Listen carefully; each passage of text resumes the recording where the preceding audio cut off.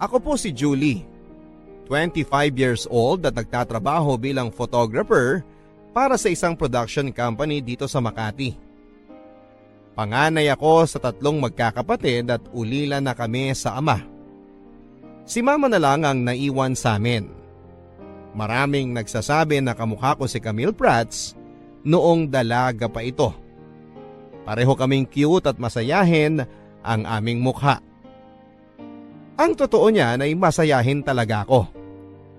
Ang sabi nga ng mga kaibigan ko, ang tingin ko daw sa buhay ay half full palagi ang baso at hindi half empty. Kaya palagi ako nakangiti. Kahit nahihirapan na ako ay ngingiti pa rin ako. Ayokong pinapakita sa iba na umiiyak ako. At saka hindi rin naman ako madaling umiyak.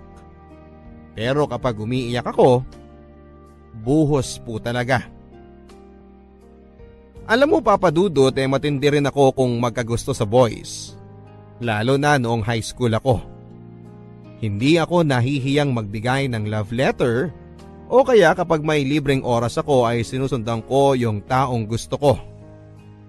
Iniisip ko kasi, masaya ako kapag nakikita ko ang taong gusto ko o yung crush ko.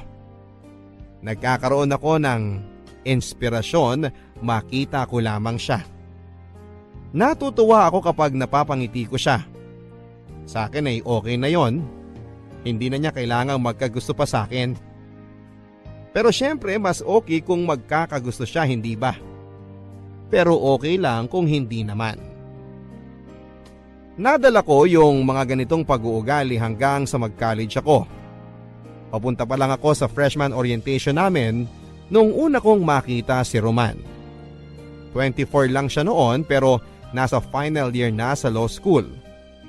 At dahil hindi ako inabutan ng K-12, 16 years old pa lamang ako nang pumasok na freshman sa isang malaking university sa Metro Manila. Nagkaroon ng aksidente noon sa daanan. Nagkabuhol-buhol ang traffic dahil may tumaob na van. Bumaba kami sa sinasakyan naming jeep dahil nakita naming nagkakagulo na ang mga tao. Nakita ko na may mga tao sa loob ng van na hindi pa rin makalabas. Yung iba, umiiyak. Yung iba naman ay humihingi ng saklolo. Kaya lang, lahat ng mga tao ay parang tulala. Walang makagalaw sa sobrang shock dahil sa aksidenteng nangyari. Tapos ay bigla na lang akong nakarinig ng malakas na sigaw. Hindi sigaw na parang natataranta kundi sigaw na parang naguutos. Nakita ko sa kaliwa ko ang isang lalaking nirorolyo ang mahabang sleeves ng polo niya habang nagdidikta sa mga tao kung ano ang gagawin. Siya mismo ang dumapa para kunin ang mga taong natrap sa loob ng tumaob na van. Isa-isa nilang nailigtas ang mga pasahero. Mabuti na lang at walang namatay. May mga nasugatan pero hindi naman malubha.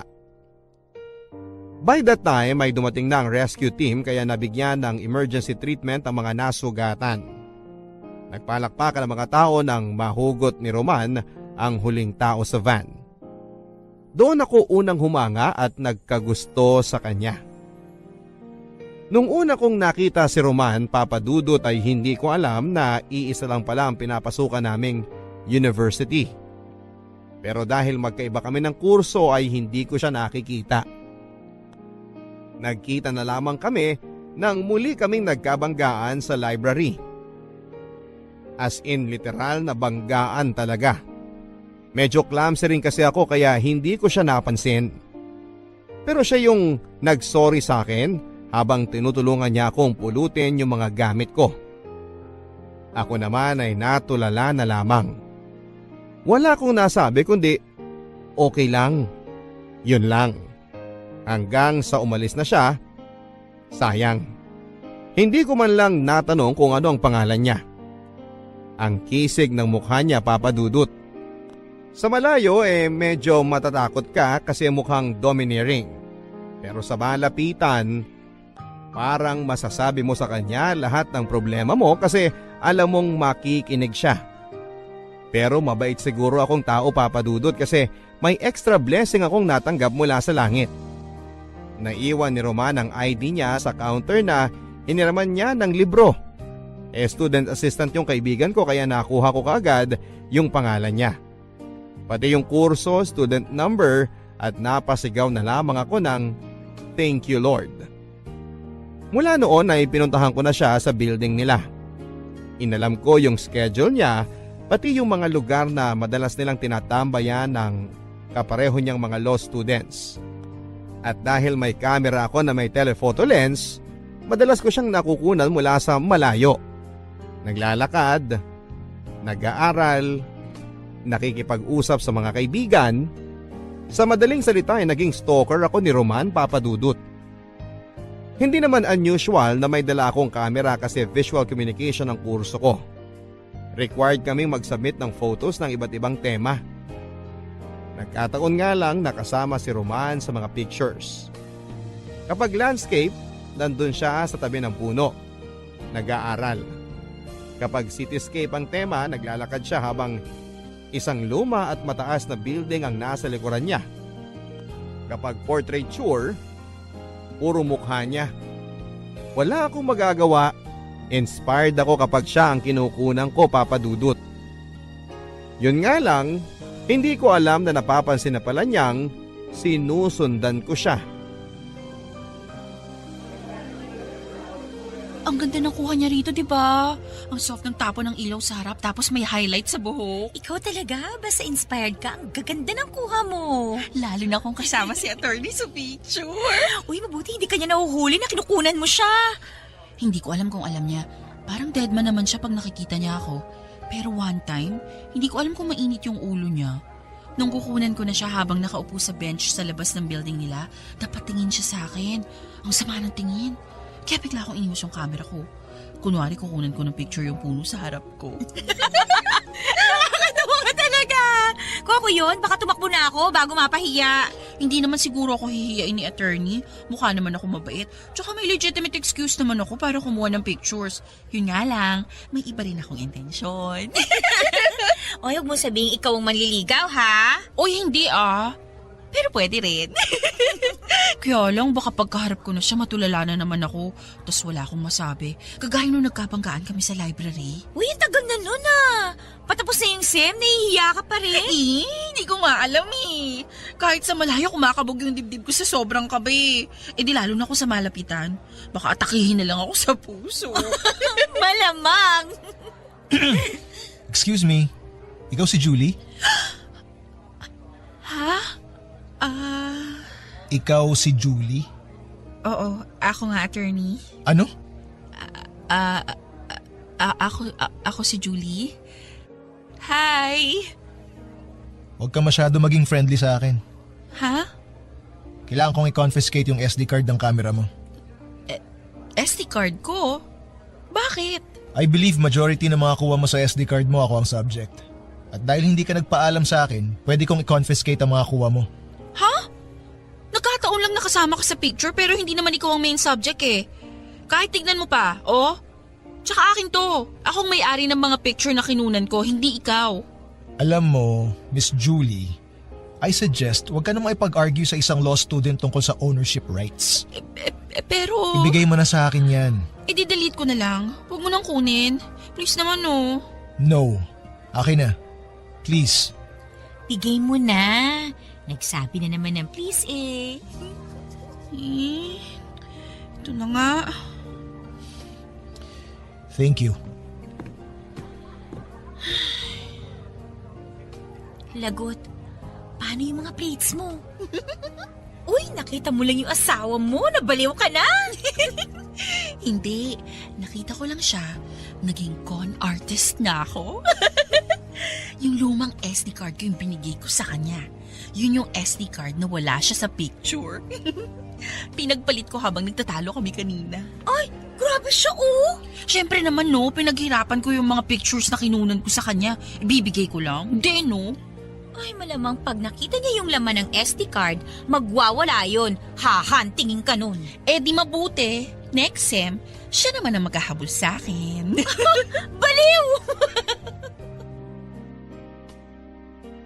Kaya lang nang sumunod na semester ay hindi na kami nagkita pa. Huling taon at huling sem na ni Roman sa university. Pero hindi ko na siya nakita pa. Dahil nung sumunod na semester ay nagkaroon ng isang napakalungkot na pangyayari sa pamilya namin. Namatay si Papa. Devastated kaming lahat sa pagkamatay ni Papa. Lalo na kasi spoiled kaming lahat sa kanya. Mula kay Mama hanggang sa bunso naming kapatid ay spoiled sa kanya. Kaya hanggang ngayon, iniingatan ko pa rin ang unang kamerang binili niya para sa akin. Masakit kasi maaga kaming iniwan ni Papa. Pero kailangan naming harapin ang reality na wala na siya. Sa pagkalibing kay Papa ay nagmeeting kami ng mga kapatid ko. Kasama si Mama. Si Papa ang breadwinner sa pamilya at nung namatay siya ay nawala na ang taong nagpo-provide ng mga pangangailangan namin. At dahil masyado pang bata ang dalawang kapatid ko, kami ni Mama ang nagtutulungan sa mga magiging gastusin namin sa pang-araw-araw. Naghanap ng mapapasukang trabaho si Mama. Pero dahil hindi naman nakatapos ng college, nahirapan siyang makakuha ng trabaho. Nang matanggap naman siya sa trabaho ay hindi naman ganong kalaki ang sweldo niya. Nasa minimum lang. Ako naman bilang panganay ay nag-decide ako na maging irregular student na lamang. Kapag may pang-tuition, saka ako mag-i-enroll. May mga semester na nagpa-file ako ng leave of absence para magtrabaho at makapag-ipon ng pang-tuition. Kaya inabot ako ng halos 7 years bago ako nakagraduate sa isang 4-year course, Papa Dudut. Sa loob ng 7 years na yon, hindi ko pa rin makalimutan si Roman. Pero dahil naging busy na ako sa pagtatrabaho at pag-aaral ay hindi ko na siya hinahanap pa. Ang sabi sa akin ni Marie, after a year pagkatapos niyang graduate ay nakapasa na to ng bar. Wala siya sa top 10 pero nasa 3% ng mga nakapasa. Yun nga lang ay hindi ko na alam kung saang legal office siya napunta. Pero noong mga panahon na yon, kahit na hindi ko siya nakikita at wala na akong balita pa sa kanya, isa pa rin siya sa mga nagbibigay sa akin ng inspirasyon at lakas para magpatuloy at lumaban sa buhay. Dahil sa kanya at dahil nakikita ko ang mga pictures niya, nagiging positive pa rin ako sa buhay ko. Kahit sumagi sa isipan ko na baka nag-asawa na siya, masaya pa rin ako at iniisip ko at least yung taong nagbigay sa akin ng saya, masaya na rin sa buhay niya. Pagka-graduate ay nahirapan akong humanap ng trabaho. Kung meron man, puro racket lang sa production. Hindi stable ang sweldo. Noong mga panahon na yon ay nag-aaral pa ang kapatid ko kaya kailangan ko ng trabahong may sweldong natatanggap kada kinsenas at 30 para matulungan sila sa pag-aaral. Nirecommend akong legal assistant ng kaibigan ko sa isang law firm. Madali naman ako natanggap kasi noong working student ako ay isa sa mga naging trabaho ko ay messenger sa isang law firm. Tumutulong din ako sa mga legal secretaries ng mga abogado nila kaya naman kahit papaano ay may alam na rin ako. Kahit para legal work ay pinapagawa na rin sa akin kapag busy ang mga tao. First day ko sa law firm ay walang masyadong tensyon. Kasi ang sabi nila, yung attorney na magiging boss ko ay naka-leave daw. After 3 days pa bago siya bumalik. Kaya habang wala siya, tumutulong muna ako sa mga ibang legal assistants ng mga trabaho nila. Gumagawa ng sex search o yung secretary certificates. Nagpa-file ng motion for extension, nagmo-monitor ng mga email para sa schedule ng mga abogado sa korte o court hearing nila. Chill lang ako sa loob ng 3 araw. Julie! Uy! Hi, Mia! Ang aga mo ah! Siyempre, ngayon dating ng boss ko. Ngayon pa lang kami magkikita kaya magpapa-impress ako. Good luck sa'yo! Tara, sabay na tayo sa elevator. Okay. Ay! Puno na. Galing kasi sa basement eh. Hindi, pwede pa. Dali, singi tayo. Okay, ayaw mo talagang malate ha? Naman! Nga pala, bakit mo sinabing good luck sa akin? Eh kasi yung natapat sa yung abogado, mahigpit. Yung mga legal assistant niya, pag nagkamali, may warning muna tapos pag naulit, hindi na pinababalik. Talaga? Sobrang higpit? Grabe! Di bale, yung mga pinagagalitan niyang legal assistants, hindi naman sumasama ang loob sa kanya. Bakit? Sobrang tanda na kaya hindi na nila inaaway? Hindi no? Sobrang gwapo kaya. Kaya imbis na magalit, naiiyak na lang sila sa panghihinayang na hindi na nila makikita ang gwapong boss nila. Ganun? Dapat pala ingat ako palagi. Mahirap nang magkamali. Bihira ang gwapong boss. Kaya lang, parang hindi babae ang gusto eh. Lalaki rin yata. Kasi 32 years old na, wala pang asawa o girlfriend. Minsan nagde-date pero walang steady na dinedate. Sayang. Kawalan sa ating mga kababaihan kung Becky pala siya. Di bale, expert ako sa gay lingo, besh. Baka pareho kami ng type na lalaki. Shh! Ingay mo. Ay, sorry. Ay, salamat. Lumuwag din. Julie, Bakit? nandito yung boss mo. Nasaan? Nasa likod mo. Hi, Sir Aramel. Hi, sir. Roman! Julie, right? Yes, sir. Don't worry. Nagbibigay ako ng 3 warning bago ko pinagre-resign ng assistant ko. Attorney? At hindi ako member ng third sex. Ako rin po! Oh my gulay, Papa Dudut. Yung last 30 seconds bago kami dumating sa floor namin ang pinakamahabang 30 seconds ng buhay ko. Pagkalabas ng elevator ay hindi ko alam kung saan ako susuot dahil sa sobrang hiya. Pero naging professional si Attorney Roman sa akin. Pinapunta niya ako kagad sa office niya para i-orient ng mga inaasahan niyang gagawin ko bilang legal secretary niya. Pagkatapos ng initial shock ay kumambyo na ako kaagad sa work mode ko. Una, kasi ayoko magkamali dahil kailangan ko ng stable na trabaho. At ikalawa kasi si attorney may love pala ang boss ko. Bawal magkamali. Kaya lang medyo nalungkot din ako kasi parang hindi na niya ako naaalala.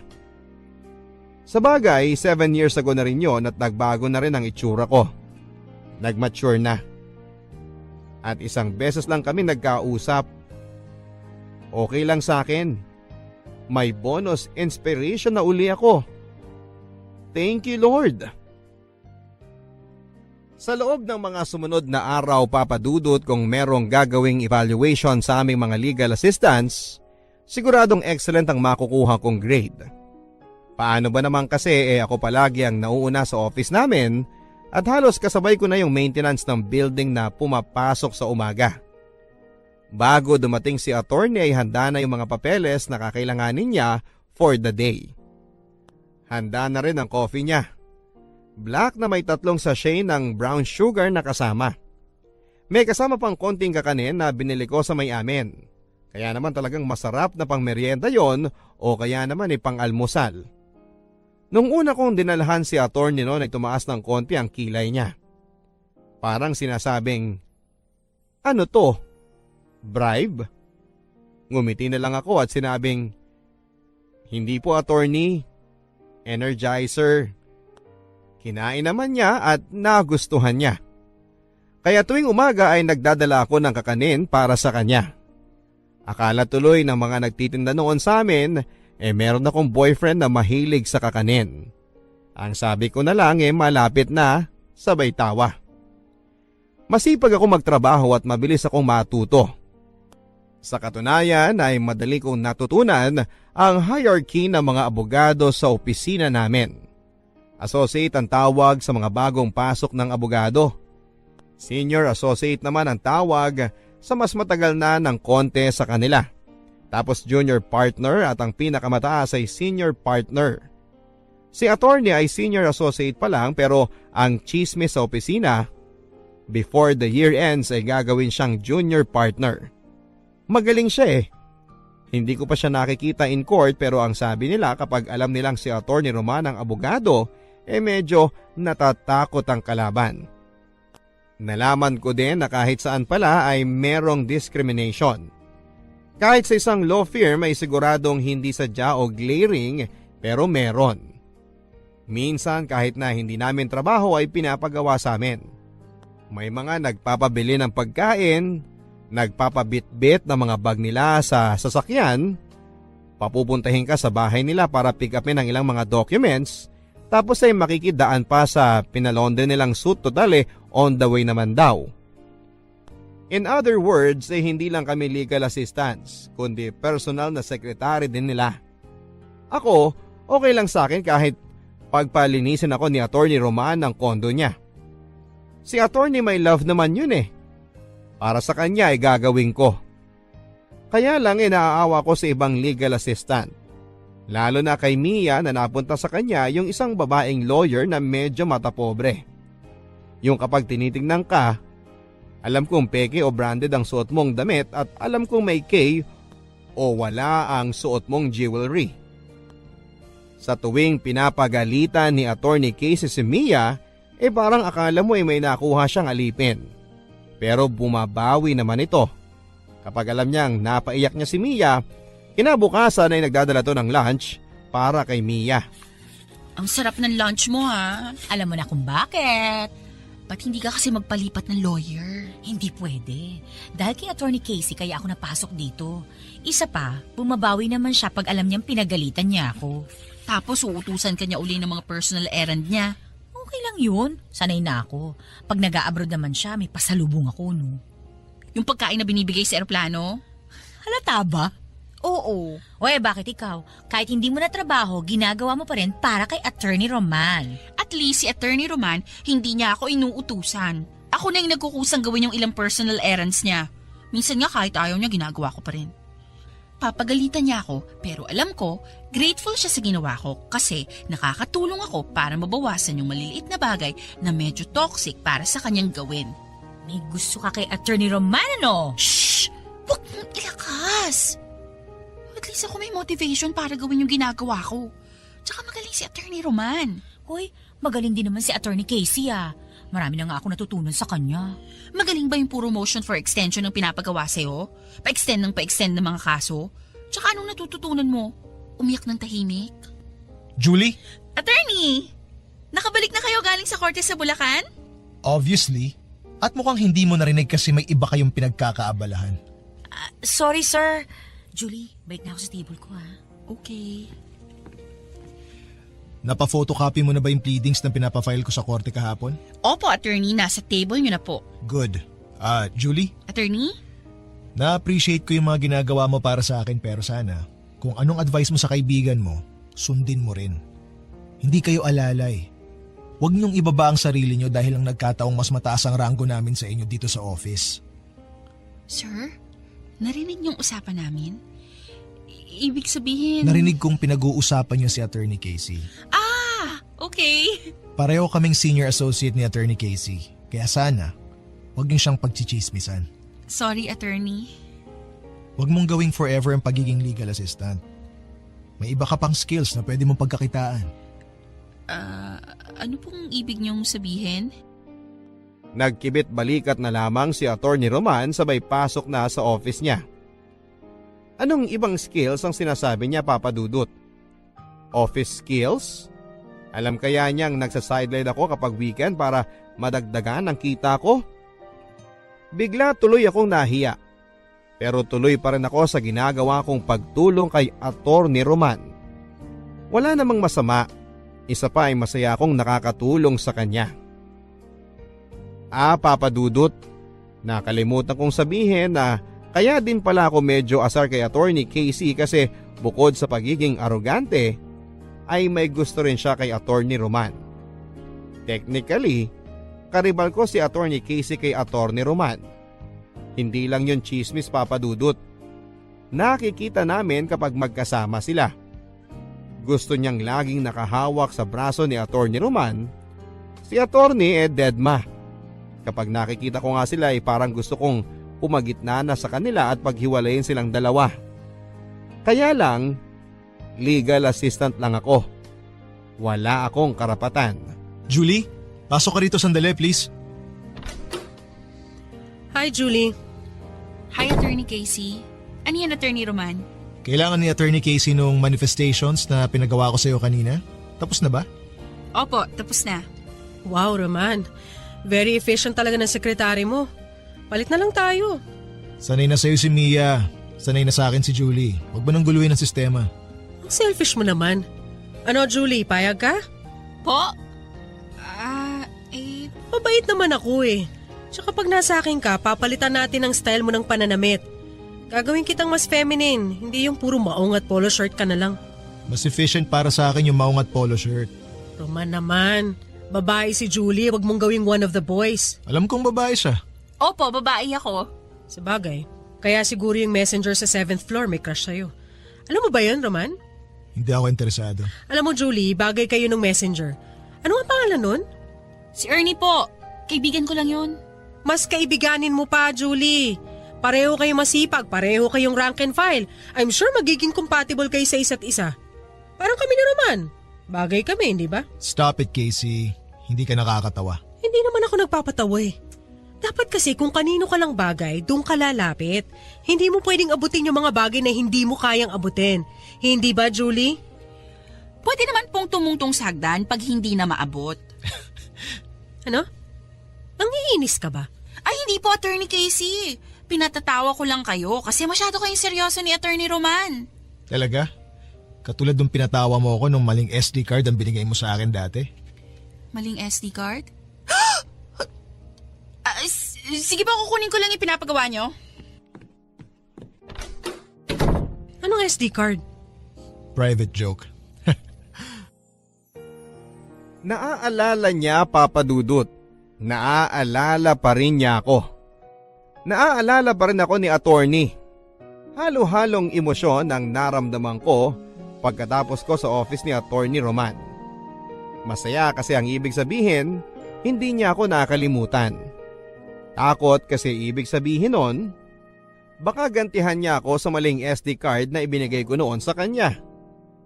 Hiya, kasi ibig sabihin alam niyang may gusto ko sa kanya at ako ang dati niyang stalker. Baka isipin niya na sinusundan ko siya. At excited kasi ang ibig sabihin baka naman kahit konti ay may future kaming dalawa o wishful thinking ko lang yon, Papa Dudut. Sana hindi. Mula noon ay naging medyo awkward na ako kay Attorney Roman. Pero siya naman yung medyo parang natatawa sa sitwasyon namin. Minsan parang sinasadya niyang pansinin yung mga bagay na ginagawa ko sa kanya dati. Halimbawa, bakit hindi ko na raw siya binibigyan ng kakanin kasama ng kape niya? Sabi ko namatay na yung kapitbahay namin gumagawa ng kakanin, kaya hindi na ako nakakapagdala. Gusto kong humingi ng sorry kay Mang Ising, Papa Dudut. Kasi pinatay ko na siya sa office namin kahit buhay pa siya. Ayokong umasa. Ayokong matuwa ng husto kasi baka hindi naman magkatotoo. Okay na kasi ako noon na wala akong iniisip, kundi yung nararamdaman ko lang. Masaya na ako na secretly ay may gusto ako kay Attorney. Pero ngayong alam kong alam na niya na may gusto ako sa kanya, hindi ko maiwasang hindi kabahan sa tuwing nakikita ko siya o tinatawag ang pangalan ko. At alam kong masasaktan ako ng husto kapag nagalit siya o na-disappoint siya sa akin. Mia! Napaka-inefficient mo talaga! Bakit po, Attorney Casey? Ano bakit? Nakalimutan mong i-remind sa akin yung juice ko? Hindi mo na-monitor? Naku po, sorry po, Attorney Casey. Hindi ko sinasadya. Hindi mo sinasadyang maging tanga. Ano bang silbi ng sorry mo? Siguradong mapapagalitan ako ni CSC bukas. Kakairita ka! Sorry po, Attorney. Hindi na po mauulit. Huwag ka magpapakita sa akin buong linggo, ha? Sorry po, Ma'am. Sorry po talaga. Mia! Mia!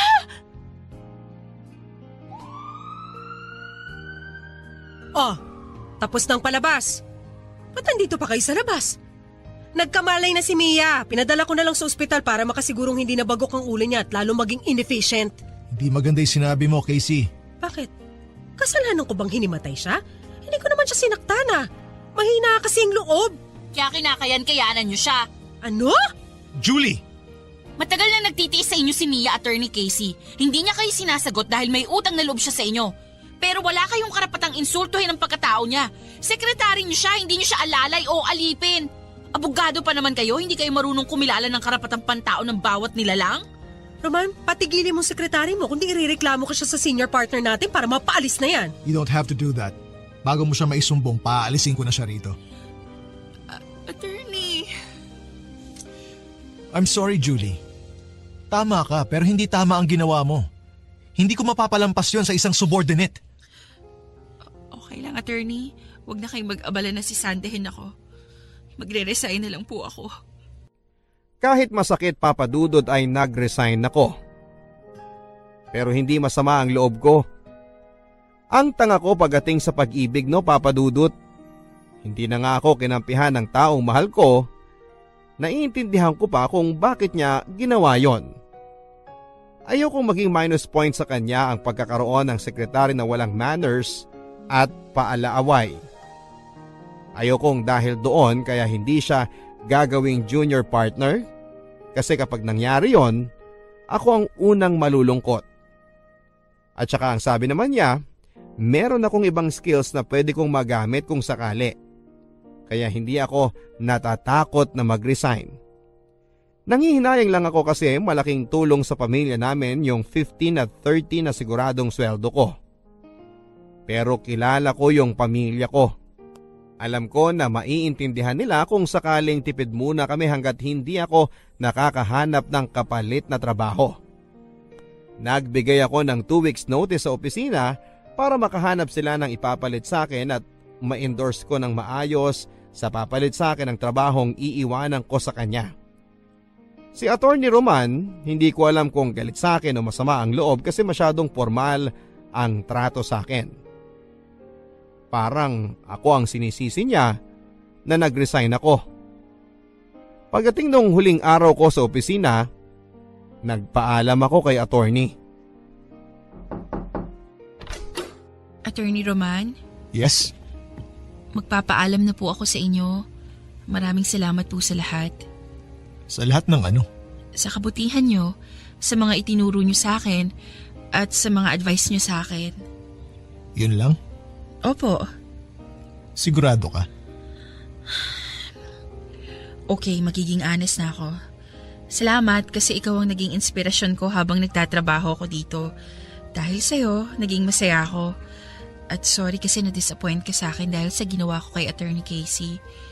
At sorry, hindi na kita pinupo. Hindi mo ba ihihingi ng sorry yung ginawa mong panloloko sa akin 7 years ago? 7 years ago? Ibig sabihin yung... SD card. Grabe naman tong magtanim ng galit, ang lalim ng ugat. Sorry dun sa SD card. May malilipatan ka na bang trabaho? Maghahanap pa ako. Okay lang? Huwag ka mag-worry, makakahanap din ako ng ibang trabaho. Naalala mo si Gilier, yung classmate ko sa law school? Yung kasama ko nung binigyan mo ako ng maling SD card. Gilier palang pangalan niya. May-ari siya ng isang production house. Naghahanap siya ng in-house photographer. Stable na trabaho. Gusto mo subukan? Ire-recommend mo ko? Gusto mo ba? Oo naman. Wow, salamat attorney. Oh, ba't umiiyak ka? Kasi hindi na kita makikita. Sorry attorney. Siguro by now, alam mo nang mula noon hanggang ngayon, may gusto ako sa inyo. Pero huwag kayong mag-alala. Hindi ko naman ihihingi na ibalik nyo sa akin ang pagmamahal na binibigay ko. Okay na akong nasabi ko to sa inyo. At least pag alis ko dito, wala akong regrets. Salamat sa masayang 7 years, attorney. Maraming salamat din. Pinuntahan ko yung production house na sinasabi sa akin ni Roman, Papa Dudut. Nagulat ako kasi hindi siya cheap na production house. Marami silang ads na ginagawa at hindi basta-basta ang mga kliyente nila. Nakilala ko kaagad si Gilier, yung kaklase ni Roman. Ibinigay ko yung resume ko at in-interview niya ako. Nakapasa ako bilang in-house photographer nila. Pati ako ay nalula sa bilis ng mga pangyayari. Pero hindi ako nagrereklamo kasi ito yung ideal situation para sa akin. Ginagawa ko ang trabahong gusto ko na may stable na sweldo. After a few months at hindi sa pagmamayabang, siguro dahil sa husay kong kumuha ng pictures, ako ang madalas na nire-request ng mga kliyente sa mga event and photoshoots nila. Si attorney, naaalala ko pa rin. Kapag may lull sa shot o kaya naman ay kapag wala akong ginagawa, siya ang naiisip ko kaagad. Kumusta na kaya siya? Okay kaya yung sekretary niya na pumalit sa akin? Sana hindi siya binibigyan ng sakit ng ulo. Tapos ay bigla akong hihinto sa pag-iisip. Marirealize ko na malala na to. Kailangan ko nang kalimutan si attorney. Kasi hindi ba kung may gusto siya sa akin, sana ibinibisita niya ako dito sa bago kong trabaho. Alam naman niya kung saan ako lumipat at kaibigan naman niya si Guillier. Pero wala. Ang sabi ko tuloy sa sarili ko ay tama na, Julie. 7 taon ng buhay mo ay naubos na sa kanya. Move on ka na. Pero paano ako makaka-move on kung pati si Sir Guillier kapag nakikita ko ay si Attorney Roman ang laging kinukwento? Oh, Julie, overtime ka? Yes sir, sandali na lang to. Kinokorek ko lang yung kulay ng model. Gusto ko yan. Medyo underexposed ang dating. Parang may mystery. Yun naman po kasi ang overall concept ng kliyente. Good. Parang ganyan yung isang picture na pinakita sa akin ni Roman na kinunan mo. Sir? Anong picture? Wala naman akong binigay na picture na kinunan ko at binigay ko kay Attorney Roman Ay, sorry. Hindi mo ba alam? Pinaprint niya yung mga picture na kinunan mo noong 7 years ago sa binigay mong SD card sa kanya. At mula doon, nagustuhan ko yung mga kuha mo kaya formalities na lang yung interview ko sa'yo. Kasi para sa akin, hired ka na. Teka, paano? Nagulat ka, no? Freshman ka pa lang, nabanggit ka na sa akin ni Roman. Naintriga raw siya sa isang babae na nakipag-away sa isang pasahero sa UV Express na ayaw umusog para mapaupo ng maayos ang isang matandang lalaki. Hindi ko maalala yung... Nakaupo kami ni Roman sa harap. Nasa likod ka naman nakaupo. Sinita mo yung babae kasi tinataraya yung matandang lalaki. Pinausog mo kasi nahihirapan yung matanda. Kaso, ayaw umusog ng babae. Sabi niya, pababain na lang daw yung matanda at babayaran niya yung upuan. Nung narinig mo yun, inaway mo yung babae. Hindi ko na maalala yung sinabi mo. Pero tawa kami ng tawa ni Roman pagbaba namin. Kung ano-ano kasing batas ang sinabi mo doon sa babae, mali-mali naman yung mga sinabi mong batas. Naalala ko na! Ibig sabihin, mas una pa akong nakilala ni attorney? Hindi ko alam ang timeline ng love story nyo. Pero alam niya, every time nandiyan ka, kinukunan mo siya ng picture. Minsan okay sa kanya pero pag alam niyang may klase ka, naiinis siya. Kasi alam niya nag-cut class ka dahil sa kanya. Sabi pa niya, ikaw raw ang stalker angel niya. May sense of justice para sa ibang tao pero para sa sarili, wala. Para namang telenovela to, sir. Ang hirap paniwalaan. Ewan ko sa inyong dalawa. Natatawa nga ako nung kinuwento niya na ikaw ang legal assistant niya. Alam mo bang hindi niya alam kung anong gagawin niyang trato sa'yo? Teka. Sir, ibig mong sabihin, may gusto rin siya sa akin? Hindi mo ba siya tinanong? Hindi. Malay ko, hindi naman siya nagsasabi. Masyado madrama ang kwento niyo. Mabuti pa siya na lang kausapin mo. Baka mamaya ako pang masisi niya. O sige, tapusin mo na yan tapos umuwi ka na. Papadudot ako yung stalker, hindi ba? Pero sa mga sinabi ni Sir Guillier, pareho pala kaming stalker ng isa't isa. Pagkatapos ng hilaw na confession na yon, hilaw kasi hindi galing mismo kay attorney at galing sa kaibigan niya. Kaya hindi pa counted yon, hindi ba? So paano na? Hindi ko na alam ang gagawin. Paano magpa-progress ang level ng relationship namin ni attorney kung hindi niya ako tinatawagan o binibisita sa bago kong trabaho? At ako naman, nahihiyang tumawag o puntahan siya sa trabaho. Ang dali lang ng problema namin pero hindi namin masolusyonan and in the end, naisip ko na dahil ako naman ang mas bata, ako na lang ang magpapakumbaba Lily, pakipasok dito yung compliance na pinagawa ko sa'yo.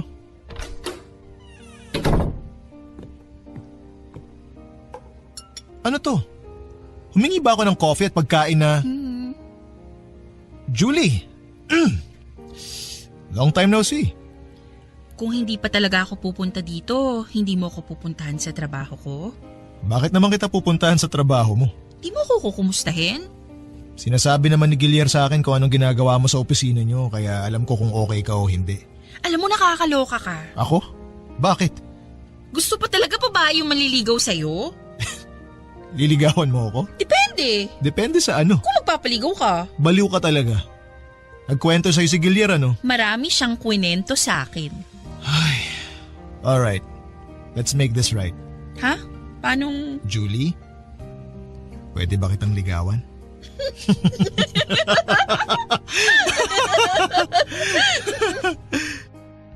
After 8 years ay naging kami ni Attorney Roman Papadudut.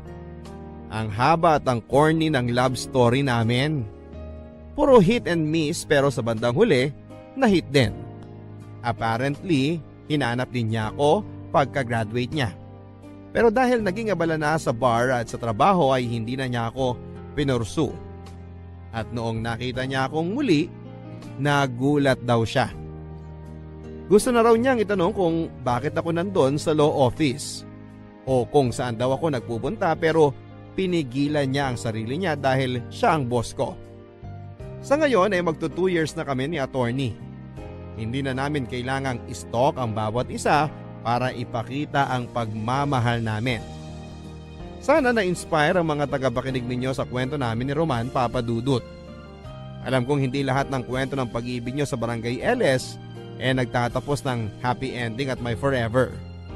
Pero sana, sa pamamagitan ng kwento namin ay ma-inspire silang muli at maniwala na posible pa rin ang happy ending sa kwento ng pag-ibig nila. Isang magandang araw sa lahat ng mga kapuso at kabarangay na nakikinig ngayon sa inyong programa. Ako nga pala si Dexter. 36 years old at nagtatrabaho sa isang advertising company dito sa Mandaluyong. Sa totoo lang, ngayon pa lamang ay medyo naluluhan na ako habang sinusulat ko ito. At sana ay mai-share ko ng maayos ang kwento namin ni Aubrey. Papadudot, bago pa lamang ako noon sa kumpanya bilang isang production artist nang makilala ko si Aubrey. Siya ang aming creative director. Sa unang beses pa lamang na pagkikita namin sa opisina niya para ipaalam sa akin ang mga dapat at hindi ko dapat gawin sa oras ng trabaho, ay aminado akong attracted na ako sa kanya. Maganda kasi talaga siya, Papadudut. Matangos ang ilong, makinis ang mukha at singkitin ang kanyang mga mata. Idagdag pa na maganda ang kutis niya at balingkinita ng kanyang katawan. At para mas lalo ninyong ma-imagine kung gaano siya kaganda, ay malaki ang pagkakahawig niya kay Miss Sanya Lopez. Kaya walang lalaki ang hindi hahanga sa unang beses na makita siya. Pero sa kabila ng napakagandang mukha ni Aubrey, ay ang pagiging mataray at suplada niya, Papadudut. Medyo perfectionist siya pagdating sa kanyang trabaho. At sa konting pagkakamali mo lamang ay ipaparamdam niya sa iyo na parang ikaw ang pinakabobong empleyado niya sa opisina. Minsan ko na kasing naranasan na masigawan niya nang nagkamali ako sa trabaho. At paglabas ko nga ng opisina niya, naabutan ko pa ang mga kasamahan ko sa trabaho na nagkakatuwaan at nagpupustahan kung hanggang kailan daw kaya ako tatagal bilang production artist ni Aubrey. Marami na raw kasi ang nag-resign dahil sa ugali niya. At akala ko rin na hindi ako tatagal sa trabaho ko. Pero hindi ko napansin na halos 1 taon na pala ako dito sa kumpanya. Papadudot, sa mga kaopisina ko rin nalaman na si Aubrey ang tipo ng babae na walang alam puntahan kung hindi bahay at trabaho lang. At kahit kailan daw kasi ay hindi siya sumama sa kahit na anong get-together na para sa mga empleyado. Wala rin siyang kahit na sinong matatawag na kaibigan o close man lang sa opisina. Siguro nga kasi ay masyado siyang mataray. Siya yung tipo ng boss na kahit konting pagkakamali lang ng isang empleyado ay parang magugunaw na ang mundo sa galit. Hoy Lily, thank you dito sa regalo ah. Kailangan ko talaga nito kasi wala na akong lalagyan ng mga sapatos sa bahay. You're welcome. O ikaw naman Dexter, sino nabunot mo sa exchange gift natin? Ikaw na lang ang hindi pa nagbibigay ng regalo ah. Ay, wala siya dito eh. Paanong wala? Halos lahat naman tayong creative team. Nandito na sa pantry. Nauna na nga lang kumain yung iba. Except for Dragonessa Queen! Oo nga no? Sanay na kasi akong hindi siya nakikita every mini Christmas party natin at exchange gift. Counted nga pala siya. Oo, counted siya. Ako pa nga ang nabunot niya eh. Nakita ko na lang kanina na may regalo sa table ko. Kaya palang aga niyang pumasok kanina. Ayaw niya siguro may makakita sa kanya na naglalagay ng regalo sa table mo. Siguro nga. Kasi ako yung pinakauna sa atin pumasok pero pagdating ko kanina, nasa table na siya ng office niya. So paano ba yan Dexter? Mukhang kakailanganin mo talagang pumasok sa isang nag-aapoy na kuweba para maibigay ang regalo mo sa kanya. Ay, dali mo na rin tong pagkain niya. Pinagtabi na namin siya kasi alam namin na hindi siya pupunta dito sa pantry para makipag-celebrate. Bakit naman? Dahil ba sa religion niya? Hindi no? Alam mo yan si Dragonessa? Sa ilang taon namin nagpapasko dito sa opisina, kahit kailan, hindi pa nakipag-celebrate sa amin. Paano makikiselebrate? Subsub nga sa trabaho. Lunch break nga niya, hindi siya lumalabas ng opisina niya. Kasi nga, mas gusto niya mag-amoy kuweba siya kaysa makibonding sa atin. Nako, good luck sa'yo Dexter kung paano mo ibibigay yung regalo mo sa kanya. Sama pa naman ang ugali nun. Kaya baka tarayan ka lang niya kapag inabot mo na yan. Ikaw talaga, Nolan. Kung ano-ano na naman ang sinasabi mo tungkol kay Miss Aubrey. Mabait naman yung tao. Strikto nga lang pagdating sa trabaho. At iba ang istrikto sa masama ang ugali. Pero na rin yun. Niwala nga siyang pakialam sa mga kasama niya sa trabaho eh. Sinabi mo pa. Naalala ko tuloy nung nagkasakit ang anak ko, tapos 1 linggo akong absent. Hindi nga niya ako binigyan ng suspension dahil sa absent ko. Pero hindi niya rin in-approve ang mga emergency leave request ko. Ilang araw tuloy akong walang sinweldo nang dahil sa kanya. Pero diba in-explain naman ni Miss Aubrey kung bakit hindi na-approve ang mga leave request mo? Dahil wala kang nasubmit na medical documents that time. Required kaya yun para sa mga nagli-leave. Kahit na, no? Yung ibang manager nga ina-approve yun. Siya lang talagang hindi pumapayag. Sa tingin ko, sumusunod lang naman si Miss Aubrey sa policy ng opisina natin. Perfectionist nga kasi sa trabaho si Miss Aubrey. Kaya ayaw niya nang may nagkakamali. Mas lalong ayaw niya sa mga empleyado na hindi sumusunod sa policy niya at ng opisina na to. Saka pwede ba, iwasan na natin ang pagsasalita ng negative sa kanya. Hindi pa naman natin siya kilala talaga para husgahan natin yung buong pagkatao niya.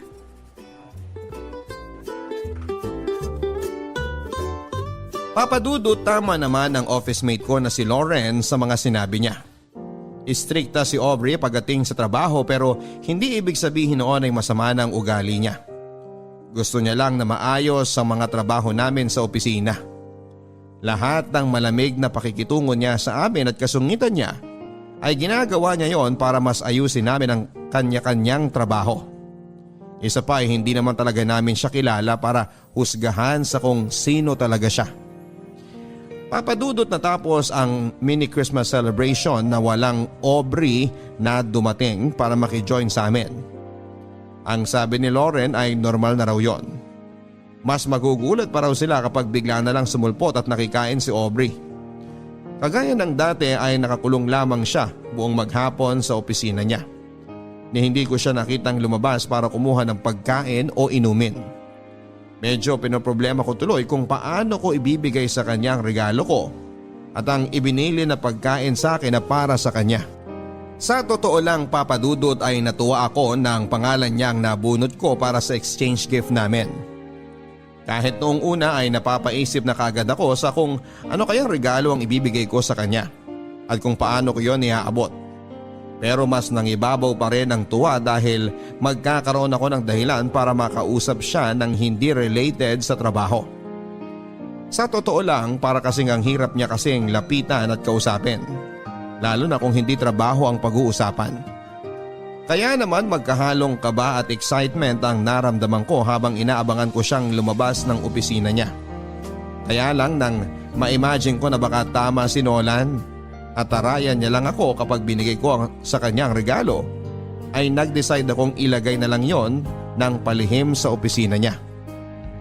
Papadudot, pahapunan nang sa wakas ay magbukas ang pinto ng opisina ni Aubrey at lumabas siya para siguro kumuha ng tubig sa pantry.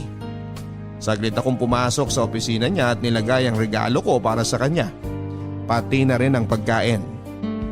Nang makabalik ako sa table ko ay medyo nakahinga na ako ng maluwag at muling nakapagtrabaho ng maayos.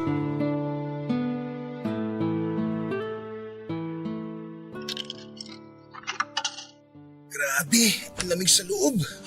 Buti na lang coffee break ko na. Makakuha nga muna ng kape. Si Miss Aubrey ba yung nag-iossi mag-isa dun? Siya nga.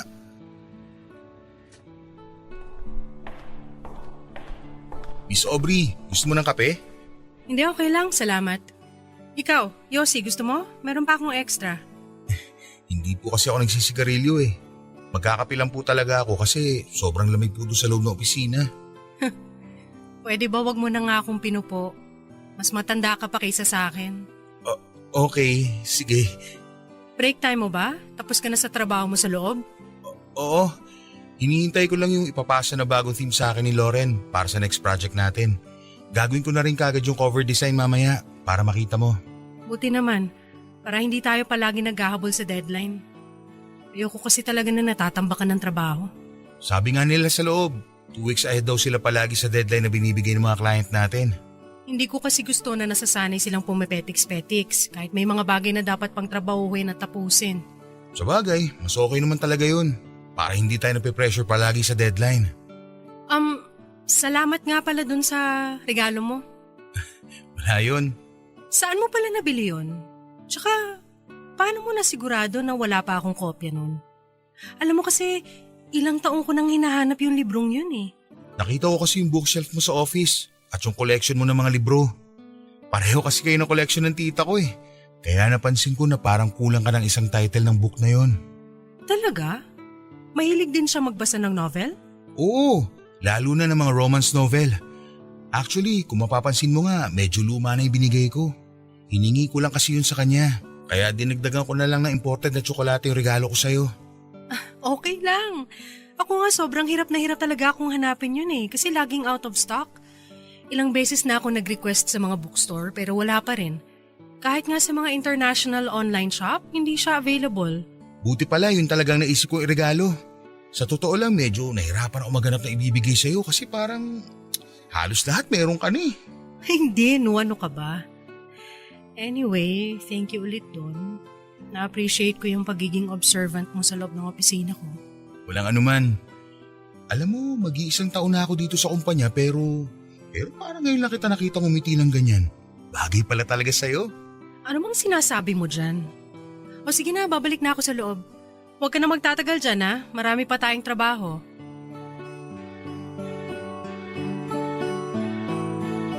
Papadudot, sobrang natuwa talaga ako nang makita kong nagustuhan ni Aubrey ang regalo ko sa kanya. Hindi ko kasi talaga inaasahan yon. Alam ko kasi na may kaya sa buhay si Aubrey, tapos isang lumang libro lang ang ireregalo ko sa kanya. Sinubukan ko rin kasing hanapin yon sa bookstore at online, pero wala na akong makitang kopya. Mabuti na lang talaga at pareho sila ng collection ng tita ko at pumayag si tita na hingin ko ang isang libro niya. Sinamahan ko na lang ng mamahaling tsokolate para naman hindi isipin ni Aubrey na tinipid ko ang regalo ko para sa kanya. Pero alam mo, Papadudot, kung ano ang mas hindi ko inaasahang makita ng araw na yon. Yung pagngiti niya habang magkausap kaming dalawa. Sa loob ng halos 1 taon na nagtrabaho ako sa advertising company na yon ay ni isang beses ay hindi ko siya nakitang ngumiti ng ganon. Kaya naging sobrang espesyal sa akin ang saglit naming pag-uusap ni Aubrey. Papadudot, sa pagpasok ng bagong taon ay napansin ko ang unti-unting pagbabago kay Aubrey. Oo, masungit pa rin siya. Mataray at perfectionist pagdating sa kanyang trabaho. Pero paminsan-minsan ay nagagawa na niyang ngumiti na talaga namang bagay na bagay sa mukha niya. Mas lalo siyang gumaganda at hindi nga nagtagal. Naramdaman ko na mas lalo akong nagkakagusto sa kanya. Hanggang sa ma-realize ko na nai-in-love na ako sa creative director ng company namin. Papadudot, dahil medyo nagiging close na ako sa creative director namin, ay Aubrey na lamang ang tawag ko sa kanya kapag kaming dalawa lang ang magkausap. Madalas din ay magkasama na kami sa coffee break. Doon namin pinagkukwentuhan ang mga bagay na hindi related sa trabaho. Kaya naman nalaman ko na high school pa lamang siya ay ulila na siya sa mga magulang. Wala rin siyang mga kapatid o malapit na kamag-anak na nakasama noon. Mag-isa siyang pinag-aaral at binuhay ang sarili niya habang nakikitira sa ninang niya na matandang dalaga. Mabait naman ang ninang niya dahil pinatuloy siya dito sa bahay papadudot. Kaya lang noong nasa college na siya ay namatay ito sa sakit sa puso. Kaya kinailangan niyang maghanap ng ibang titirhan. Kumuha siya ng maliit na kwarto. Nagtrabaho bilang service crew sa isang food chain at nag-aral sa gabi. Ganon ang naging routine ng buhay niya hanggang sa nakatapos siya ng college at magkaroon ng maayos na trabaho. At ngayon nga ay may mataas na siyang posisyon sa opisina namin papadudot. May sarili na siyang bahay na siya lang mag-isa ang nakatira dahil wala na nga siyang malapit na kamag-anak. Yun din ang dahilan kung bakit sanay talaga siya ng walang kasama sa bahay o kahit sa trabaho. Isa rin daw sa mga dahilan kung bakit hindi siya madalas nang humingiti ay dahil pakiramdam niya nagiging mahina siya kapag nakikita ng ibang tao na parang mabait siya. Kaya pinapangatawanan na lamang niya ang pagiging isang dragonesa sa loob ng opisina.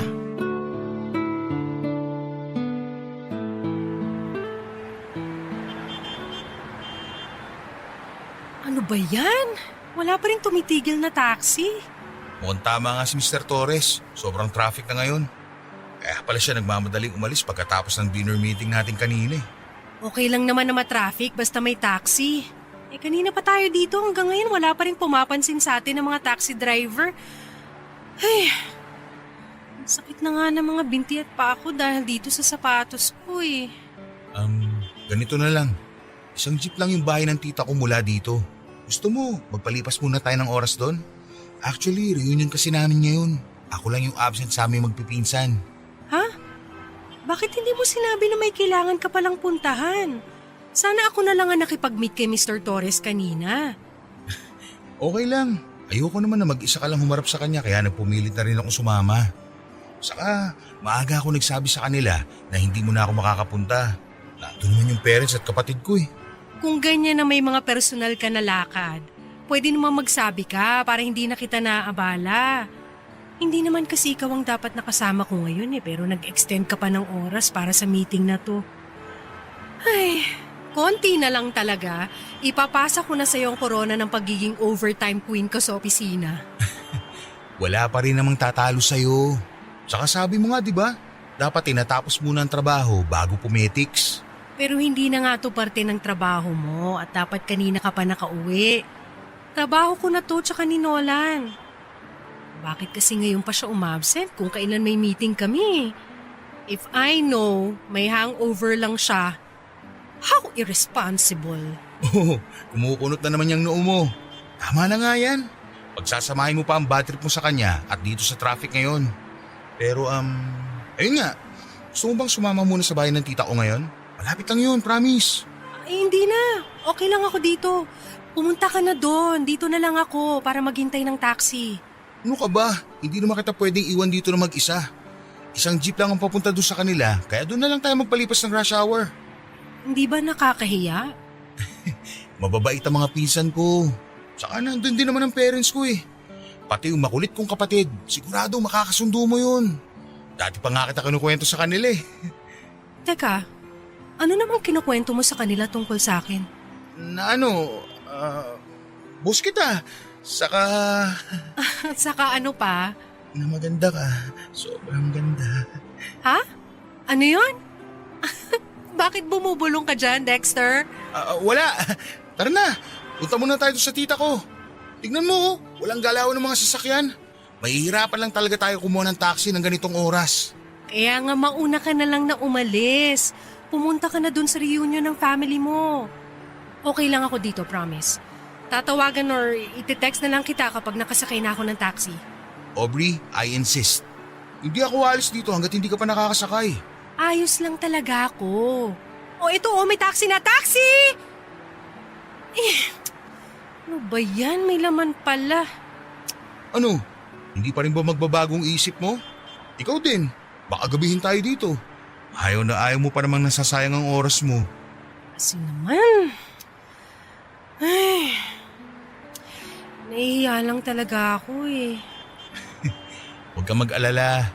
Mababait talaga ang mga pinsan ko sa buong family ko. Kaya sigurado ako na mag-i-enjoy ka ron. Sa tingin mo ba, okay lang talaga sa kanila na pumunta ako? Oo naman. Sabi ko nga 'di ba, matagal ka na nilang gustong makilala ng personal. Saka akong bahala sa'yo kung sakaling gabihin man tayo. Ihatid kita pa uwi.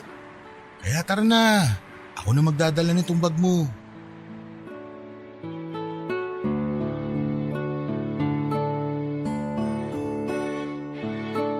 Papadudot na convince ko si Aubrey na sumama sa family reunion sa bahay ni na tita. Noong una ay medyo tahimik pa siya at suplada nang makilala niya ang pamilya at ibang kamag-anak ko. Siguro nga kasi hindi naman siya talaga sanay na makihalubilo sa maraming tao.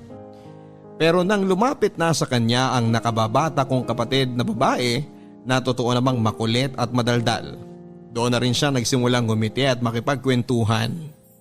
Hanggang sa pati ang pinsan ko, kinakausap niya na rin at nakainuman pa niya.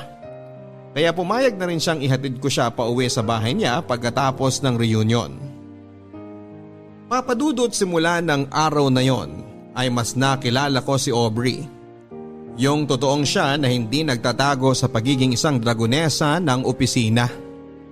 At dahil naramdaman ko na wini-welcome niya ako sa buhay niya bilang isang malapit at totoong kaibigan, mas ipinakilala ko rin ang sarili ko sa kanya.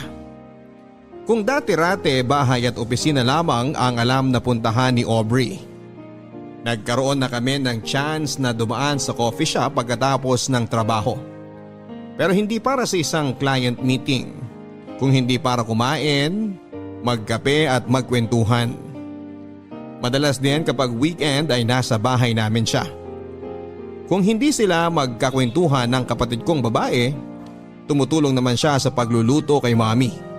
Pati na rin ang mga pinsan ko na pumupunta sa bahay, nakabanding niya at hindi siya matalo-talo pagdating sa inuman. Alam mo papadudot, pakiramdam ko nga minsan ay nag-iiba si Aubrey kapag nasa labas na siya ng opisina.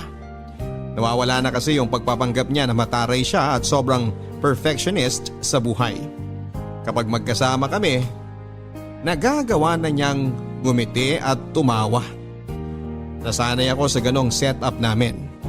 Kaya nang minsang mag-leave siya sa trabaho niya ng halos 2 linggo, na alam kong hindi niya talaga ginagawa, ay dinalaw ko siya sa bahay niya para kumustahin siya. Ang sabi niya sa akin ay may trangkaso lamang siya at pagaling na rin siya. Dumalaw raw kasi ang mga pinsan niya na galing sa ibang bansa na kaagad din namang umalis. Pero iba ang naging kutob ko, papadudot. Lalo na nang bigla na lang siyang nahilo habang magkausap kami.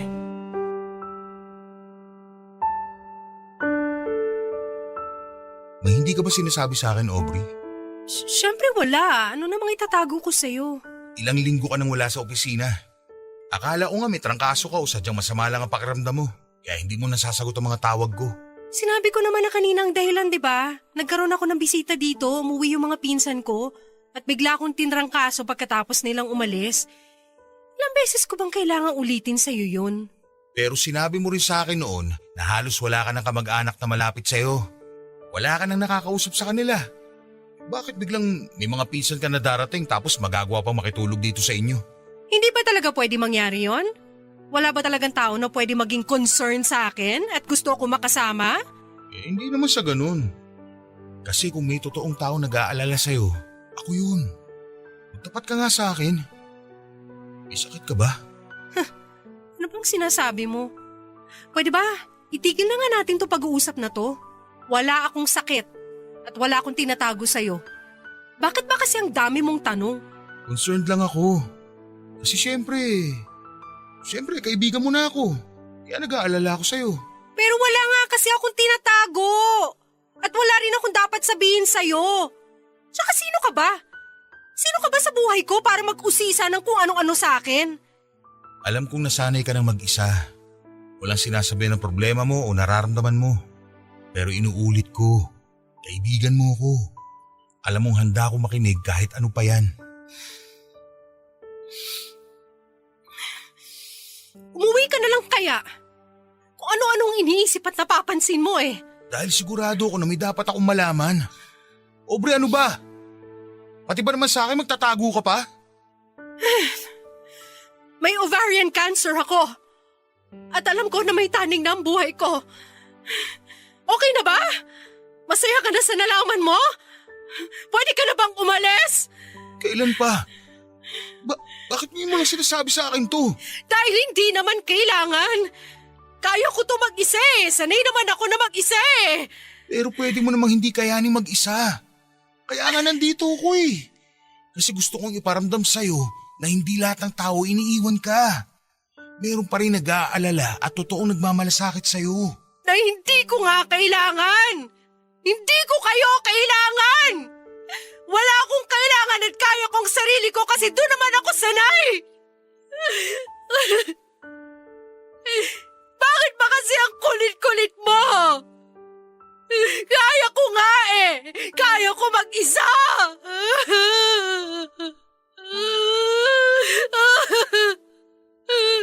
Kaya ko. Tama na. Huwag ka nang umiyak. Hindi ka na ulit mag-iisa.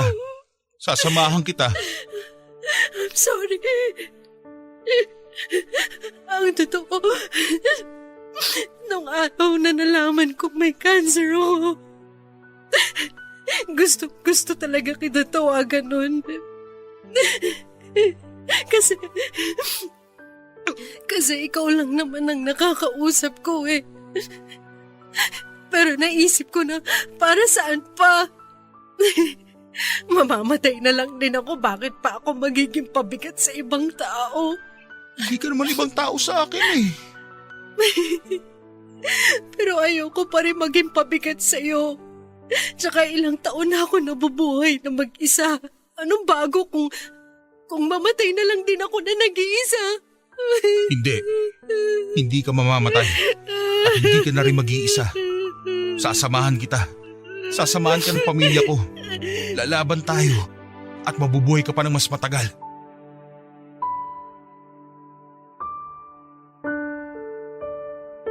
Sobra akong nasaktan nang malaman ko ang tungkol sa stage 2 ovarian cancer ni Aubrey Papadudut.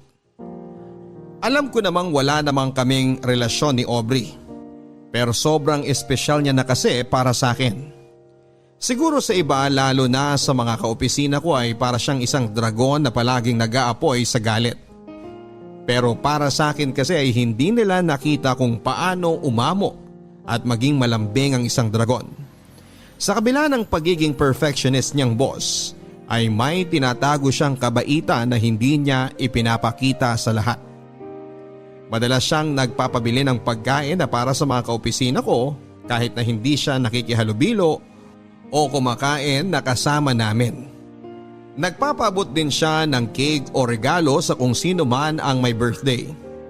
At kahit na hindi ko siya kadugo ay tinuring niya na halos na totoong magulang sina mami at daddy. Pati na rin ang kapatid ko na sobrang sabik na magkaroon ng ate. Naging parte siya ng pamilya ko hindi lang dahil sa tinanggap niya kami, kung hindi dahil kami mismo ang may gusto na maging parte siya ng pamilya namin. Kaya nang nalaman ko ang tungkol sa sakit niya, gustong gusto ko nang humagulhol pero pinilit kong pigilan. dahil ayokong panghinaan siya lalo ng loob. Ako lang kasi ang pwede niyang kapitan at kuhanan ng lakas. Kaya kailangan kong magpakatatag sa harap niya. Kahit ako man ay pinanghihinaan na kaagad. Ang naisip ko kasi noon ay bakit si Aubrey pa. Hindi naman sa hinihiling ko na sana ibang tao na lamang ang magkasakit, pero napakabata pa kasi niya para danasin ang ganong klase ng hirap ng nag-iisa. Papadudot, kagaya ng pinangako ko kay Aubrey, ay hindi ko na ulit siya iniwan ng nag-iisa. Hindi ko sinabi sa opisina ang tungkol sa totoong dahilan ng pagpa-file niya ng extension para sa leave niya. Pero alam ko naman na hindi magtatagal ay malalaman nila ang tungkol sa sakit ni Aubrey. Ayaw din kasi ni Aubrey nang kinakaawaan siya ng ibang tao. Mas gusto pa nga niya yung may ines na nararamdaman sa kanya. Nasanay na rin kasi siya sa ganon. Nag-iisa, walang kaibigan, pamilya o karamay. Kaya gusto niyang ipakita sa ibang tao na matigas siya at kaya niyang mag-isa. Kahit ang katotohanan ay hinang-hina na siya at kailangan na niya ng kasama. Papadudot, mula nga ng araw na nalaman ko ang tungkol sa sakit niya, ay madalas na akong pumupunta sa bahay niya. Palagi niya rin akong kasama sa mga check-up hanggang sa therapy niya. Nung una ay palagi niyang sinasabi na kaya niya at hindi niya kailangan ng tulong ko o ng kahit na sino. Pero syempre hindi ako papayag sa pagkakataon na ito na kayanin pa niyang mag-isa. Gusto kong iparamdam sa kanya na may kaibigan na siya sa katauhan ko at pamilya na rin niya ang pamilya ko. Hindi ko alam kung gaano ko pa siya katagal na makakasama at ayokong isipin na malapit nang magwakas ang buhay niya. Naniniwala at nananalig pa rin ako na gagaling si Aubrey. Mabuti siyang tao at hindi niya deserve ang ganitong klase ng sakit o sitwasyon para sa sarili niya.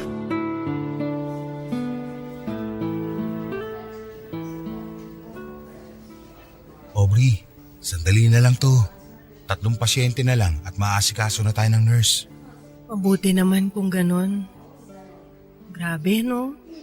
Ang daming tao ngayon dito sa ospital kumpara nung isang araw. Oo nga eh. Medyo mainit tuloy. Kamusta na pala ang pakiramdam mo? Hindi ka na ba nahihilo? Mas okay na ako ngayon kaysa kanina bago tayo umalis ng bahay. Na halos hindi na ako makatayo. Mabuti naman. Pero huwag ka mag-alala.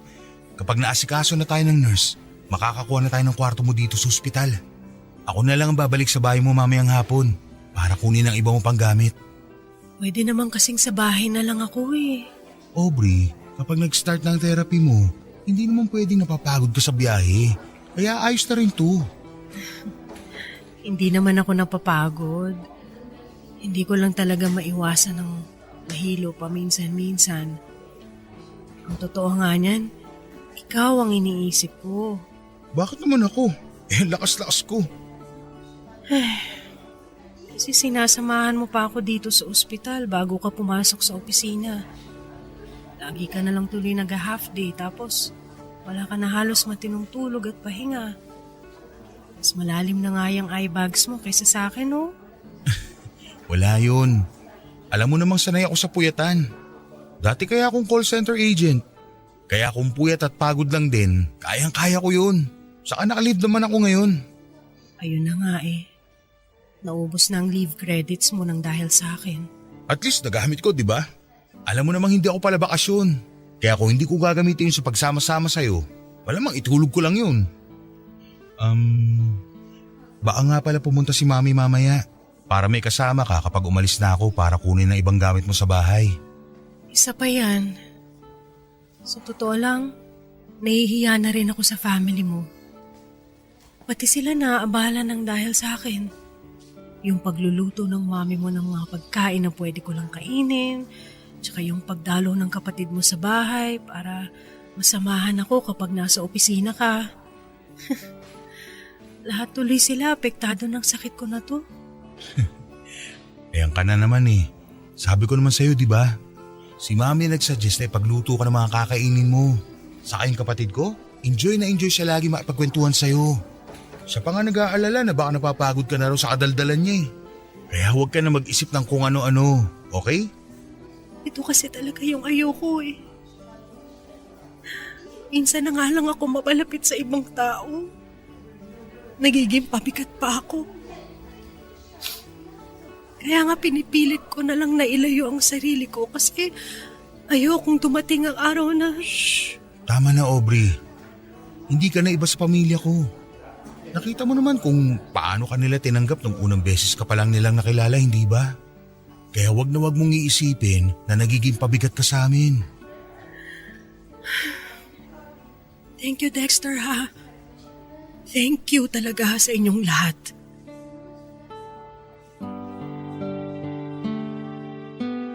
Papadudot dahil nga sa naubos na ang leave credits ko sa opisina, ay madalas nang hindi nababayaran ang mga araw na hindi ako pumapasok.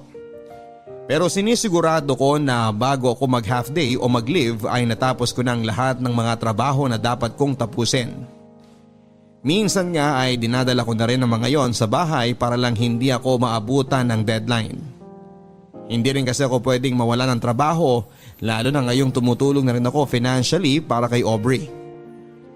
Papadudot kahit paano ay nabawasan ang pagod ni Aubrey sa pila at biyahe nang pumayag na siyang magpa-confine sa ospital para doon na ituloy ang therapy niya.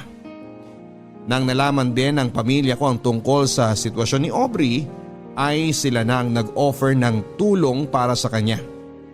Nagbabantay sa ospital ang kapatid kong babae at si Mami naman ay palaging nagluluto at nagdadala ng pagkain na pupwede kay Aubrey. Parte ng pamilya na talaga ang turing nila kay Aubrey at alam kong nararamdaman niya yon. Papadudot na kwento rin kasi ni Aubrey sa akin dati na may mga alaala pa siya na kasama niya ang mga magulang niya at sobrang saya nila noon. At kapag daw nasa bahay namin siya noon at kausap niya si Mami o ang mga kapatid ko ay ramdam niya na parang hindi na siya iba sa pamilya ko. Yun naman talaga ang gusto kong iparamdam sa kanya, Papadudot. Kaya nga natuwa na rin ako nang hindi na niya tanggihan ang tulong ng pamilya ko. Nasamahan siya sa ospital kapag nasa trabaho ako.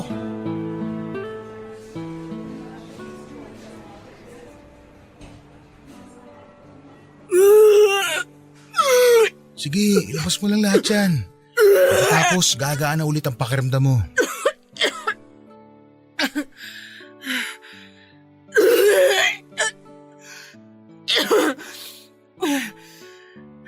Ano? Okay ka na ba? Okay na bang pakiramdam mo? Medyo okay na. Sandali lang ha. Lilinisin ko lang to.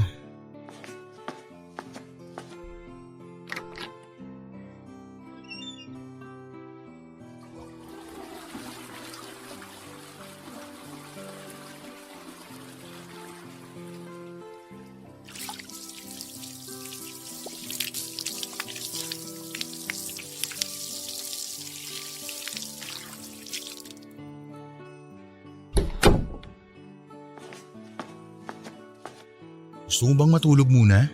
Hindi. Ayoko. Para kasing wala na akong ibang ginawa kundi matulog ng matulog. Yun naman kasi ang kailangan ng katawan mo. Pahinga. Nakakapagod din pala magpahinga. Lalo na kapag paulit-ulit. Ang sabihin mo, naninibago ka lang kasi sobrang workaholic mo. Nanggaling nga pala sila Mami dito kanina habang tulog ka. Dinalhan ka nila ng prutas. Talaga? Tatawagan ko na lang siguro sila mamaya para makapagpasalamat ako. Oo, siguradong matutuwa sila kapag narinig nila ang boses mo. May gusto ko bang kainin? Ipagbalat kita ng orange o mas gusto mo tumansanas? Kahit yung orange na lang. Sige. Si tita nga pala dapat dadalaw din ng isang araw. Kaya lang nagkasakit si Lola kaya hindi natuloy. Pero lagi niyang sinasabing namimiss ka na raw niya. Yung mga pinsan ko naman nangungulit. kung kailan ka raw ba ulit nila makakainuman. Ang sabi ko, magpalakas muna sila ng atay para matalo ka nila. Tapos Gusto ko nang umuwi. Hindi pa pwede, Aubrey. Kaya ko namang bumiyahe pa uwi pagkatapos ng chemotherapy. Pero mas mapapagod ka kapag nag-uwian tayo sa bahay mo. Nakaya ko naman dati, di ba? Mas maaalagaan ka ng mga nurse dito. Kaya kong alagaan ang sarili ko sa bahay. Alam ko naman na kung ano mga dapat kong gawin at hindi ko rin ginagawa ang lahat ng mga bawal. Ayoko lang talaga na magstay pa dito sa ospital. Ayoko na sa kwarto na to. Gusto mo ba ng bagong movies? O bagong books para malibang-libang ka? Pwede ko rin naman sabihan ng kapatid ko na kapag wala siyang pasok, dito na muna siya ulit. Pero baka ikaw naman ang mapagod sa kadaldalan niya. Hindi naman ako naiinip. Hindi rin ako nalulungkot. Pakiramdam ko lang talaga. Kung magtatagal pa ako dito sa kwarto, lalo akong manghihina. Ilang session na lang naman tayo dito. Tapos makakauwi na tayo. Please, Dexter. Gusto ko na talagang umuwi. Ayoko na dito. Ayoko na ng amoy ospital, ng pagkain nila, na maramdaman na may sakit ako. Pero Aubrey, Sa bahay kasi kahit paano nakakakilos pa ako ng normal. Nararamdaman ko na wala akong nilalabanan na sakit. Kakayanin ko. Basta umuwi na tayo. Gusto ko nang umuwi. Ayoko na dito sa ospital. Ayoko nang maramdaman ng paulit-ulit na may sakit ako.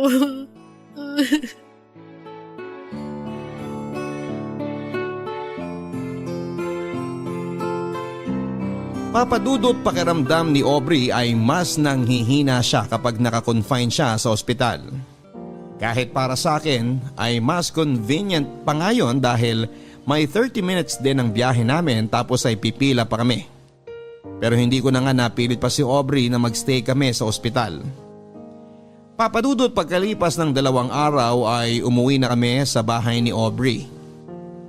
Pumupunta na lamang kami sa ospital kapag schedule na ng therapy niya. Matatag si Aubrey at kahit kailan ay hindi niya ako pinakitaan ng kahinaan o pagkapagod. Wala akong reklamo na narinig at palagi lang siyang nakangiti kapag tumitingin sa akin. Bagay na nagpapalakas lalo sa loob ko na malalampasan niya ang lahat ng ito. Malalampasan namin ang magkasama. Iba kasi ang dating na mga ngiti niya sa akin. Para bang gusto niyang iparamdam sa akin na kagaya ko ay lumalaban din siya at pareho kaming umaasa na gagaling siya. Papadudot sa totoo lang ay nagsisimula na akong panghinaan ng loob na malalampasan ni Aubrey ang napakabigat na pagsubok na ito. Lalo na nang tumaas sa stage 3 ang ovarian cancer niya na sinundan ng panghihina lalo ng katawan niya. Pero nakikita ko pa rin ang determinasyon niya na lumaban. Bagay na muling nagbigay ng lakas ng loob sa akin para magpakatatag. Kung si Aubrey nga ay nangihina na ay pilit na nagpapakatatag at nagpapakalakas. Ano pa ako na walang iniindang sakit sa katawan. Kaya kailangan kong taasan ang pananalig ko na gagaling siya at malalampasan niya ang lahat ng ito. Papadudot habang tumatagal na nakakasama ko si Aubrey ay mas lalo ko siyang minamahal. Pero pinigilan ko ang sarili ko na sabihin sa kanya ang bagay na yon. Ayoko kasing isipin niya na baka naaawa lang ako sa kanya. Kaya sa halip na marinig niya sa akin ang tungkol sa nararamdaman ko, ginawa ko na lamang ang lahat para maiparamdam sa kanya kung gaano ko siya kamahal. Inalagaan ko siya, inasikaso at kahit kailan ay hindi iniwan. Kasama ko ang pamilya ko sa pagpaparamdam kay Aubrey na hindi siya nag-iisa at may mga tao na nagmamahal at patuloy na nagmamalasakit sa kanya. Sa paraan na yon, alam ko na magpapakatatag siya at lalaban. Hindi lang para sa sarili niya kundi para na rin sa amin. Papadudot dahil nga sa indefinite leave ni Aubrey sa kanyang trabaho, nalaman na ng mga kaopisina namin ang totoong nangyari sa kanya. Pati na rin ang dahilan kung bakit palagi akong late sa trabaho ko. Half day o naka-leave. Halos lahat sila ay nakisimpatya sa pinagdadaanan ni Aubrey, Papadudut. At dahil nga madalas akong naka-leave without pay sa opisina namin, nagsimula ko na ring magastos ang mga ipon ko. Hindi rin kasi biro ang gastusin para sa therapy at sa mga gamot ni Aubrey. At alam ko na paubos na rin ang savings niya. Kaya hanggang kaya ko ay tutulungan ko siya sa kahit na anong paraan na nalalaman ko. Uuwi ka uli ng maaga, Dexter? Oo, pero natapos ko naman na yung mga design na pinapagawa mo sa akin. Paano mo hindi matatapos madaling araw pa lang yata nandito ka na sa opisina? Yung totoo, natutulog ka pa ba? Oo naman no. We, hindi nga pare. Oo nga, sa biyahe. Grabe siya! Sa biyahe talaga? Ang sakit kaya sa ulo matulog sa loob ng taxi o kaya sa jeep, no? Naku, sinabi mo pa. Pero yung totoo, Dexter, bakit mo ginagawa yan? Ang alin? Ang lahat ng yan para kay Miss Aubrey. Uy, Dexter, mag-on na ba kayo? Hindi. Magkaibigan lang kami. Wala na kasi siyang ibang pamilya o kamag-anak dito eh. Kaya walang ibang mag-aasikaso sa kanya kung hindi ako na lang. Buti na lang talaga kahit papano nandyan ka. Alam ko namang mabait si Miss Aubrey. May pagkamataray lang talaga. Saka ayaw niya lang talaga ng may nagkakamali sa trabaho lalo na kapag nagiging cause of delay. Totoo yun. Mabait talaga siya. Nasanay lang talaga siya mag-isa at hindi nakikihalubilo sa mga tao. Ay, medyo nagigilty nga ako eh. Ang dami ko kasi naging kapalpakan sa trabaho. Pakiramdam ko tuloy, masyado ko siya ini-stress nung nandito pa siya sa opisina. Mabait naman kasi talaga si Miss Aubrey. Sadyang mahigpit lang siya pero may pakialam siya sa mga empleyado niya. Madalas kaya siyang nagbibigay ng mga regalo kahit hindi natin siya binibigyan ng kahit na ano. At nagpapakain kapag may okasyon kahit hindi siya lumalabas ng opisina niya. Alam mo, naisip ko rin yan. Hindi niya talaga deserve yung mga nangyayari sa kanya ngayon. Ay. Uy, oo nga pala, Nolan. Dala mo ba yung pinagbentahan ng unang batch ng t-shirt tsaka keychain? Oo, sandali lang. Nandito sa drawer ko.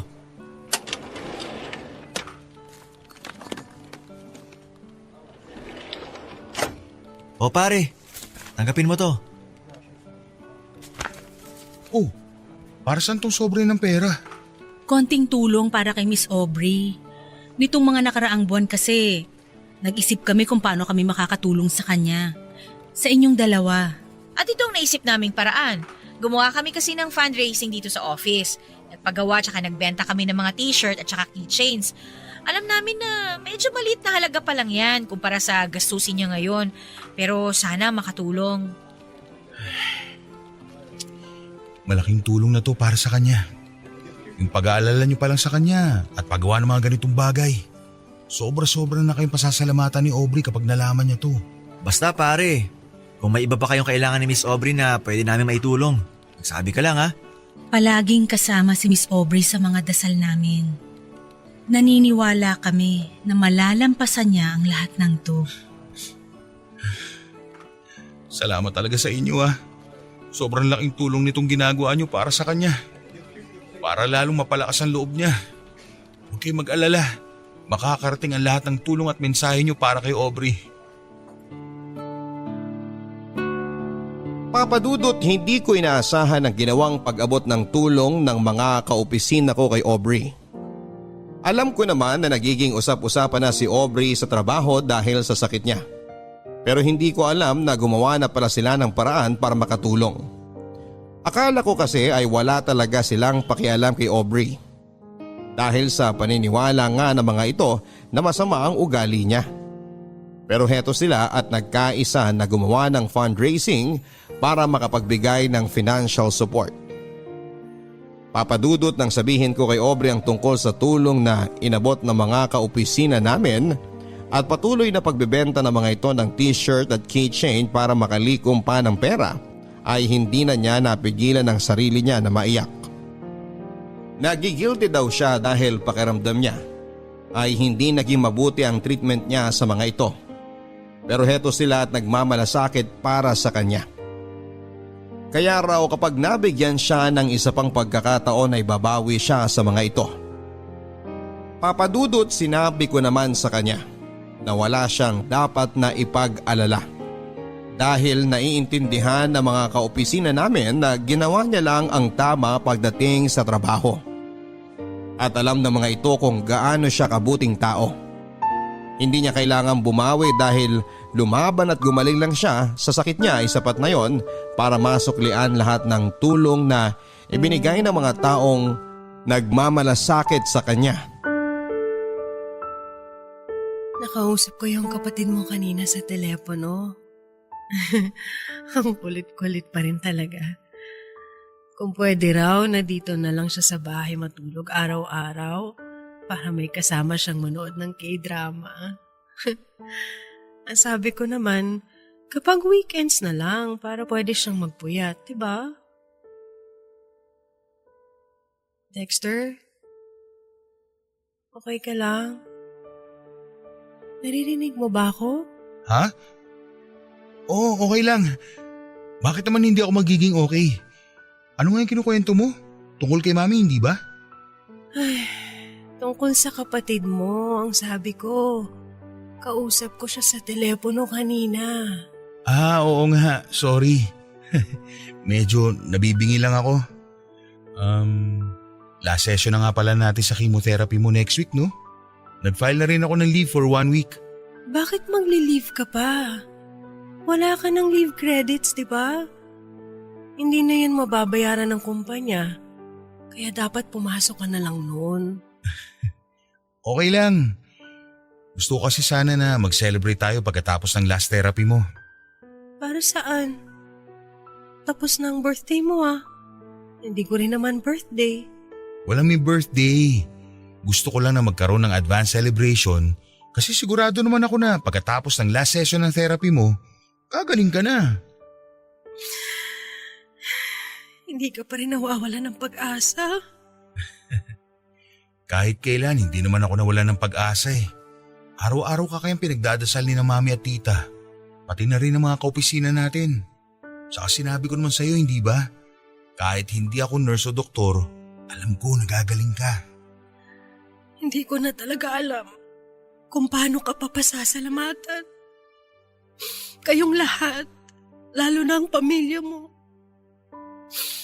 Buong buhay ko, hindi ko naisip na pwede ko pa palang maranasan to. Pwede pa pala akong magkaroon ng pamilya. Wala ka naman dapat na ipagpasalamat kasi ginusto naming lahat na gawin to. Parte ka na ng pamilya namin. Kaya lahat gagawin namin para sa'yo. Alam mo dati, takot na takot akong mamatay. Kasi hindi ko ma-imagine kung paano mamamatay ng nag-iisa. Walang pupunta sa burol ko. Walang makikiramay.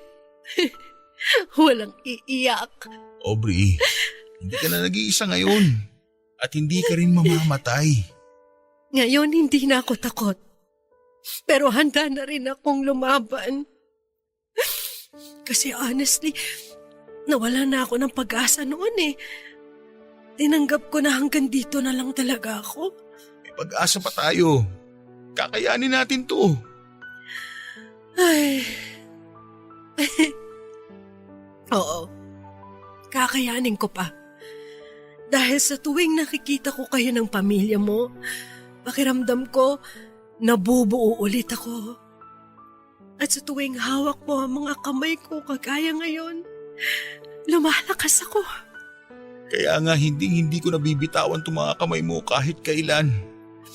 Alam mo, kung pagbibigyan lang talaga ng Diyos na madugtungan pa ulit ang buhay ko, o kahit hanggang dito na lang talaga ako, magpapasalamat pa rin ako ng paulit-ulit sa kanya kasi kahit sa kahuli-hulihang sandali ng buhay ko, naranasan ko pa rin kung paano maging parte ng isang masayang pamilya.